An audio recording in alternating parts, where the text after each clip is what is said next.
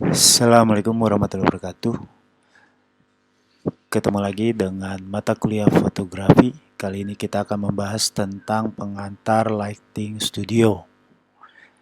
Baik, setiap fotografer mengetahui bahwa cahaya adalah instrumen utama untuk menghasilkan foto yang baik. Banyak karya foto yang luar biasa telah diciptakan dengan satu sumber cahaya. Sebuah lampu tunggal, modifikasi pencahayaan, dan beberapa reflektor sering menjadi pilihan. Namun demikian, banyak fotografer lebih suka cahaya yang detil dan kedalaman rasa yang lebih besar dengan pengaturan multi cahaya. Pada bagian ini kita akan belajar memahami teknik cahaya dalam pemotretan studio dengan membangun satu persatu sumber lampu. Baik, berikut ini adalah jenis lampu yang bisa kita temukan di studio foto. Ini adalah headlamp, di mana headlamp itu terdiri dari dua buah lampu, yaitu yang pertama lampu model yang akan menyala pada saat kita mempersiapkan jatuhnya cahaya seperti apa. Kemudian yang kedua adalah lampu flashnya itu sendiri yang akan menyala pada saat proses exposure dilakukan di studio. Jadi yang akan memberikan cahaya adalah lampu flashnya.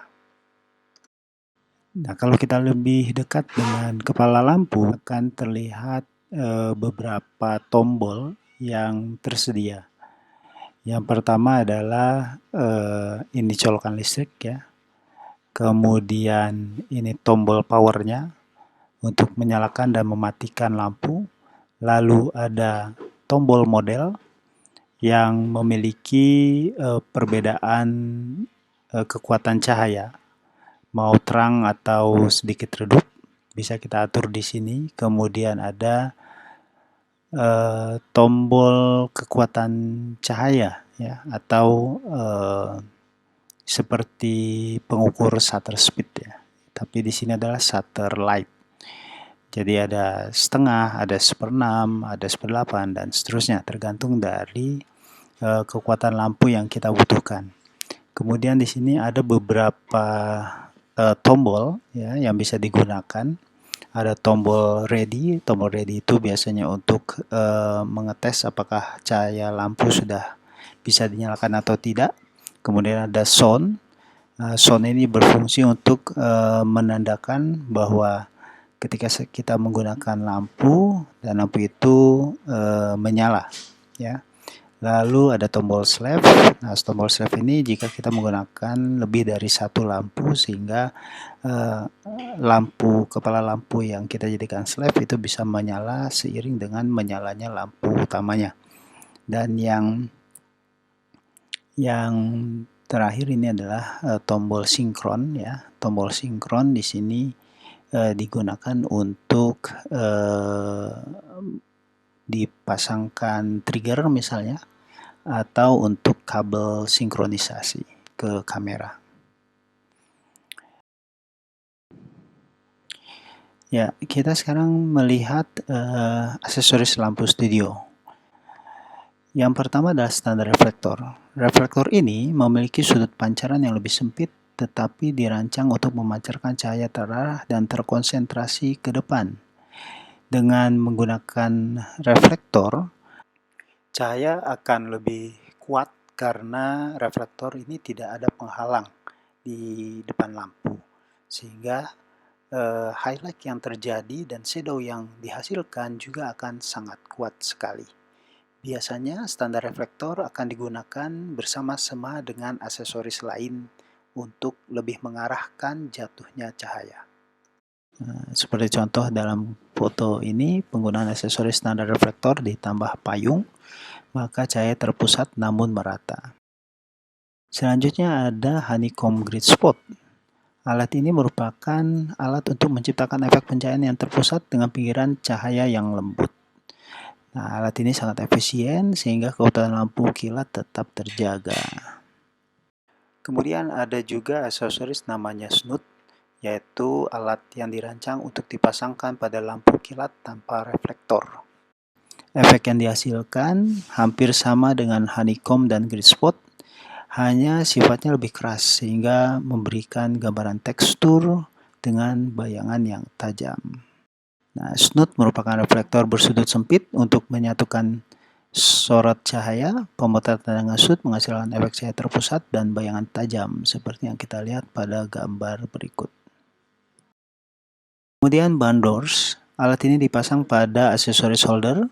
Alat tambahan untuk meletakkan berbagai macam aksesoris berbentuk lempengan plat berwarna hitam doff sehingga tidak reflektif.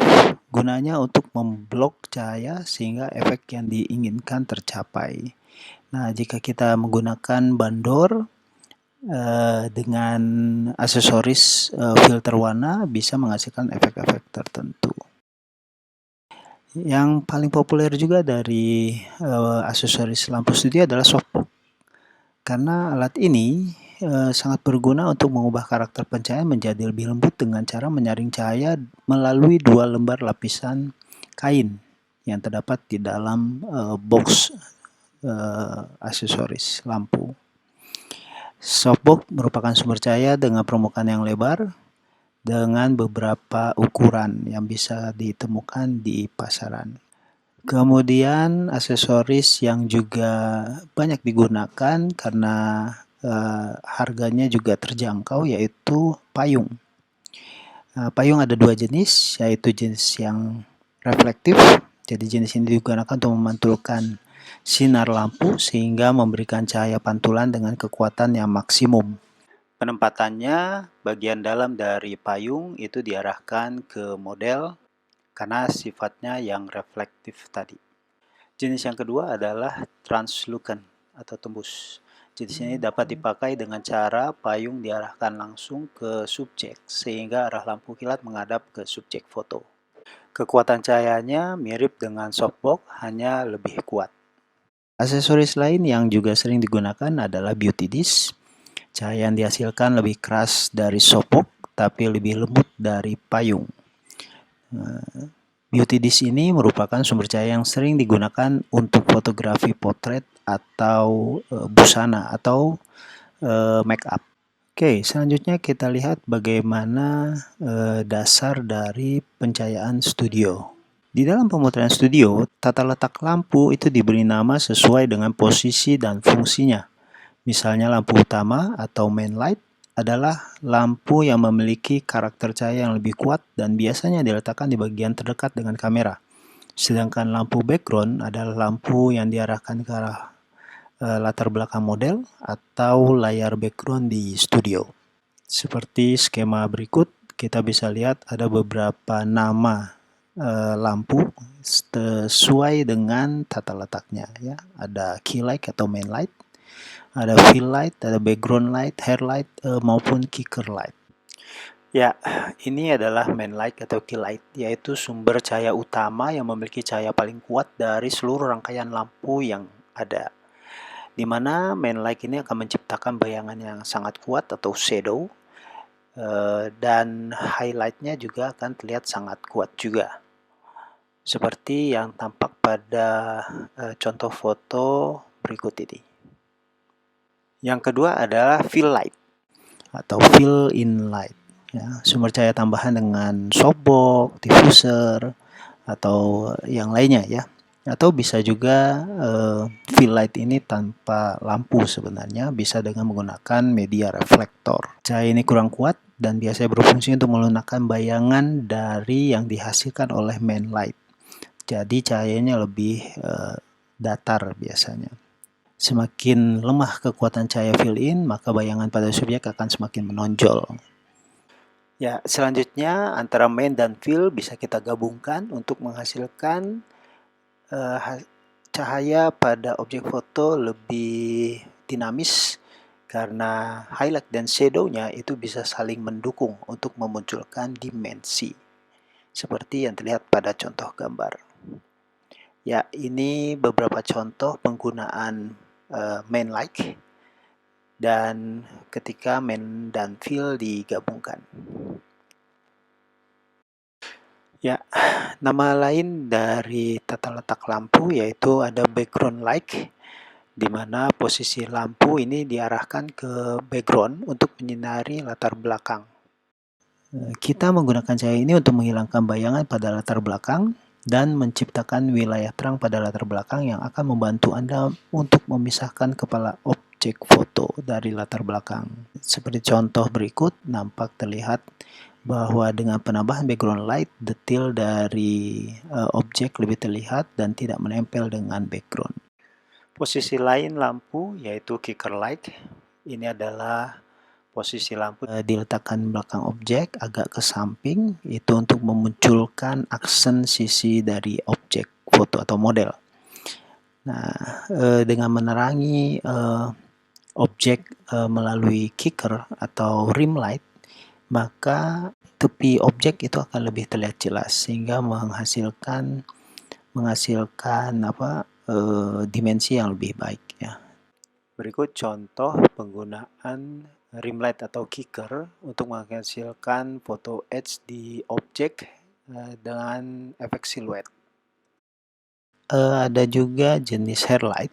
Lampu ini biasa digunakan untuk membuat pendaran cahaya yang bagus untuk di sekitar kepala model atau untuk cara lain memisahkan kepala dengan latar belakang. Jadi lampu ini biasanya baik untuk model perempuan karena mereka memiliki potongan rambut yang bagus dan cahaya ini akan menambahkan efek pada rambut. Nah, perhatikan bagaimana rambut yang hampir menyatu dengan latar belakang pada gambar yang kiri tanpa highlight dan bisa terpisah dan lebih menarik dalam contoh gambar di sebelahnya ya dengan menggunakan highlight. Oke, ini bagaimana penggunaan highlight ya yang bisa menampilkan detail dari garis-garis rambut. Ya, berikut ada tips bagaimana kita men-set up lighting pada pemotretan studio. Nah, penting untuk melakukan tahap-tahapan dari pengaturan posisi lampu mulai dari main light, kemudian ke fill-in light, dan terakhir pengaturan background light secara berturut-turut. Jangan dilakukan bersamaan supaya kita bisa mengenali karakter dari jatuhnya cahaya masing-masing posisi lampu pada objek. Nah, ini beberapa contoh hasil karya foto main light plus backlight, split dan rim light. Ya, split ini cahaya dari samping, nanti kita akan pelajari di materi selanjutnya. Ini rim light di foto produk. Oke, sekian dan terima kasih telah mengikuti materi ini. Kita akan lanjutkan dengan bahasan selanjutnya di materi yang akan datang. Assalamualaikum warahmatullahi wabarakatuh.